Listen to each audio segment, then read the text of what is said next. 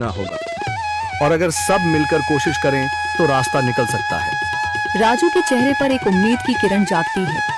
हाँ बाबा जी, अगर सब मिलकर काम करें तो हम पानी ढूंढ सकते हैं।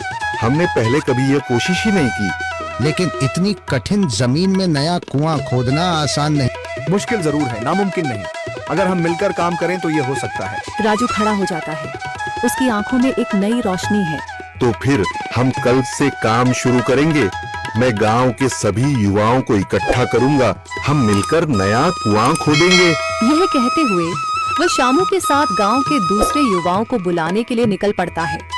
कहीं दूर से गरज की हल्की सी आवाज आती है, जैसे आकाश ने उनकी उम्मीदों की गवाही दे दी हो।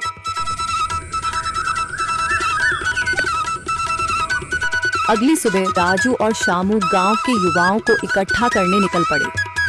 चौधरी महेश की हवेली के सामने एक भीड़ जमा है।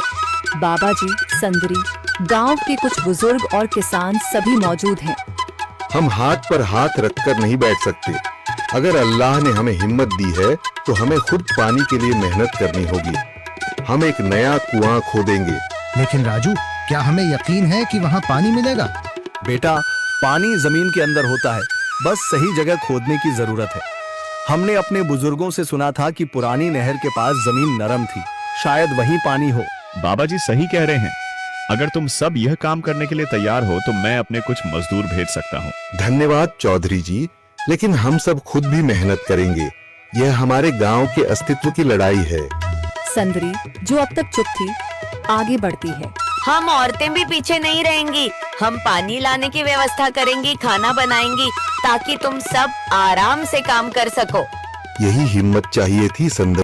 पूरा गांव एक नई उम्मीद के साथ कुआं खोदने की तैयारी में जुट जाता है। दूसरी ओर कुआं खोदने का काम शुरू हो चुका है।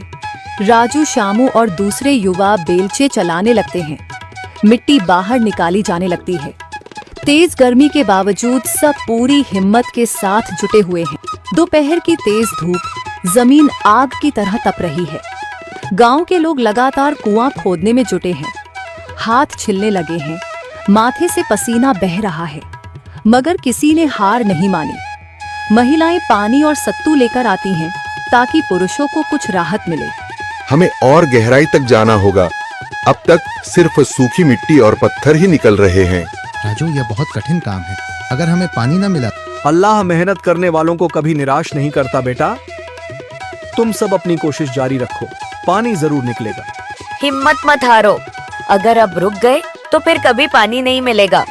सभी फिर से जोश में आकर काम में जुट जाते हैं, मगर सूरज की तपिश बढ़ती जा रही है और कई लोगों की सांसें तेज चलने लगती हैं।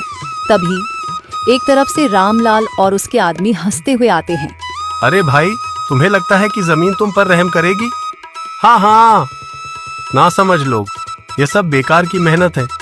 रामलाल, हमारा हौसला मत तोड़ो। अगर तुम मदद नहीं कर सकते तो कम से कम मजाक भी मत उड़ाओ। मदद? हाँ, मैं अपने कुएं का पानी बेच सकता हूँ, मगर मुफ्त में नहीं दूंगा। राजू सब अनसुना कर फिर काम में लग जाता है। शाम होने लगती है, लेकिन अभी तक पानी का नामो निशान नहीं। कुछ लोग मायूस होकर पीछे हटने लगते हैं। राजू, शायद रामलाल सही कह रहा है। यह सब बेकार है। नहीं शामू, हमें हार नहीं माननी। अगर आज हार गए तो फिर कभी हिम्मत नहीं कर पाएंगे। तभी अचानक फावड़ा किसी कठोर चीज से टकराता है। एक अजीब सी आवाज आती है। राजू चौंक कर देखता है और जल्दी जल्दी मिट्टी हटाने लगता है। अचानक एक ठंडी लहर महसूस होती है। सभी लोग दौड़कर आते हैं। जैसे जैसे मिट्टी हटती है, नीचे से गीली जमीन नजर आने लगती है। सब हैरान रह जाते हैं। सुभान अल्लाह, मैंने कहा था ना, अल्लाह हमारी मेहनत को जाया नहीं करेगा। राजू और बाकी सभी जोर लगाते हैं। कुछ ही पलों बाद अचानक मिट्टी के नीचे से पानी की एक छोटी सी धारा फूट पड़ती है। गांव वाले खुशी से चिल्ला उठते हैं। पानी पानी निकल आया। यह अल्लाह की कुदरत है रामलाल, जिस पर तुम्हें यकीन नहीं था। पूरा गांव आनंद से झूम उठता है। लोग एक दूसरे को बधाइयां देते हैं। औरतें दुआ करने लगती हैं। कुछ दिन बीत चुके हैं। गांव वाले नए कुएं से पानी भर रहे हैं, खेतों को सींच रहे हैं और जिंदगी फिर से पटरी पर लौट रही है। मगर रामलाल अब भी अपनी